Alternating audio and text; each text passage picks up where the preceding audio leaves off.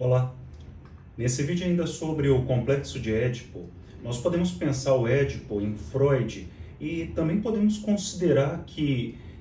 toda essa construção teórica em torno do próprio complexo de Édipo, ela se deu ao longo das obras freudianas. Significa que ao longo das obras existiram, né, houve alguns movimentos, o que nós podemos compreender até mesmo como um movimento de uma teoria, ou seja, essa teorização que tem a ver com a construção do conceito, da noção do complexo de Édipo em Freud. Então, em primeiro momento, o que nós podemos considerar é que esses movimentos, eles podem ser, sim, divididos em 4 movimentos. O Édipo na teoria dos sonhos, por exemplo, seria um dos primeiros movimentos. Nós vamos entrar em detalhe, em profundidade, para entender como que foi, como que se deu essa questão do Édipo na teoria dos sonhos, principalmente remontando a ideia de alguns sonhos que precederam a construção, a noção, a ideia do complexo de Édipo, quando Freud comenta e relata para o seu amigo Fliess, por exemplo, através das cartas que ele enviava para o próprio Fliess, de um sonho que ele teve com uma das suas filhas, que ele considera como um sonho erótico, e através dessa noção, desse sonho, ele trabalha um pouco a teoria da sedução, um pouco a noção da perversão, e aí surge aí as primeiras manifestações, né, os primeiros movimentos dessa teoria, que dariam lugar, por exemplo, ao que a gente hoje compreende como complexo de Édipo, como uma das pedras angulares de formação dos psicanalistas e de toda a obra e de toda a teoria freudiana. Além desse movimento, nós temos também o Édipo no interior da problemática, que seria esse do próprio pai totêmico, e tem muito a ver com um dos principais trabalhos e publicações da obra freudiana, que é o livro Totem e Tabu, em que Freud busca todo um suporte dentro da antropologia cultural, da teoria de Darwin, e busca através dessa noção do pai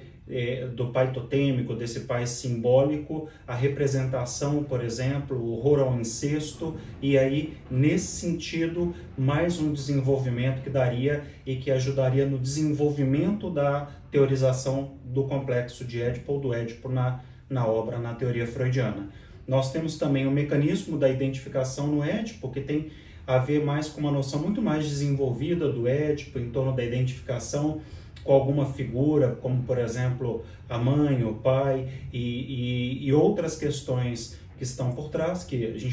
eu vou acabar comentando, né, nos próximos vídeos, e essencialmente uma quarta etapa, que seria a etapa do Édipo e a sua relação com o complexo de castração.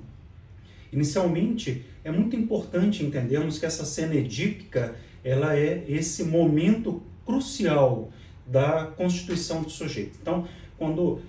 nós falamos que é um momento crucial, é porque é um momento fundante da constituição do sujeito, da sua personalidade, de uma certa forma, esse próprio momento que tem a ver aí com essa cena edípica, também é considerado aí como o complexo nuclear das neuroses, ou seja, praticamente todas as neuroses,